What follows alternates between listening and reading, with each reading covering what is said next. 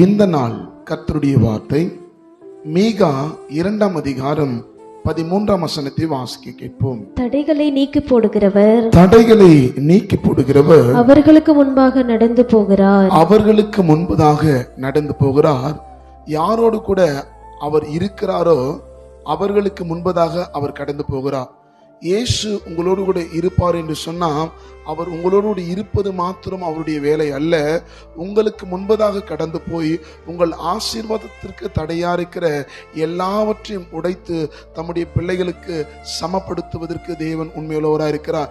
எந்த காரியத்துல தடைப்பட்டு இருக்கீங்க? குடும்பத்திலையா, இல்ல திருமணத்தின் காரியத்திலையா, இல்ல பிள்ளை பெறாதபடி இருக்கிற சூழ்நிலையா, வியாதியிலையா, இல்ல வேலை இடத்திலையா, இன்றைக்கு கர்த்தர் சொல்லுகிறார் எல்லாவற்றையும் தடைகளை நீக்கி தம்முடைய பிள்ளைகளுக்கு வெற்றி வாழ்க்கை விடுவதற்கு தேவன் உண்மையுள்ளவராக இருக்கிறார்.